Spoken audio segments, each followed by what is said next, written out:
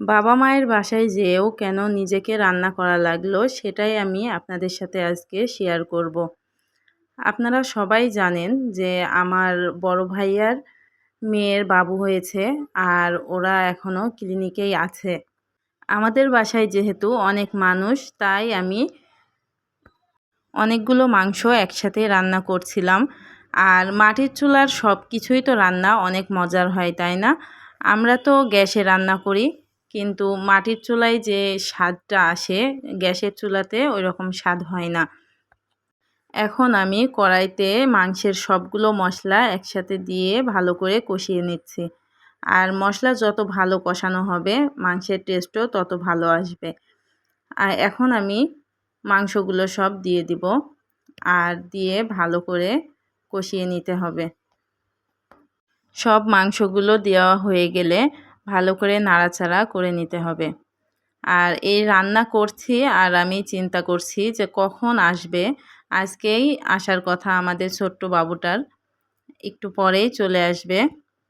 এখন মাংসগুলো ঢেকে দিয়ে আমি আবার রান্নাঘরে চলে যাব। এদিকে আমি রান্না করছিলাম পেঁপে দিয়ে মুসুরির ডাল।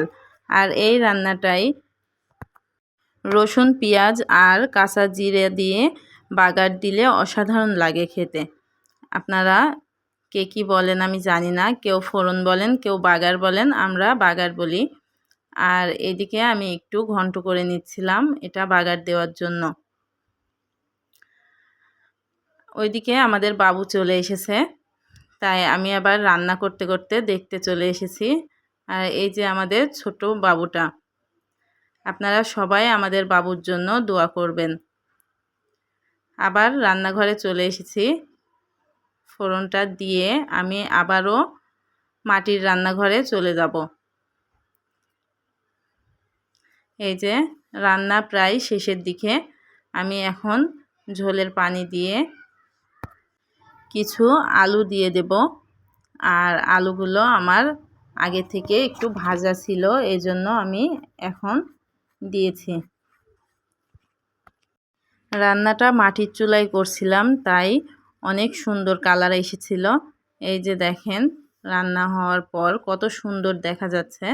আর আমি বাচ্চাদেরকে নিজেই খেতে দিচ্ছিলাম আর ওরা অনেক মজা করে খাচ্ছিল, কারণ ওরা আজকে অনেক খুশি আমাদের বাড়িতে নতুন সদস্য যোগ হয়েছে।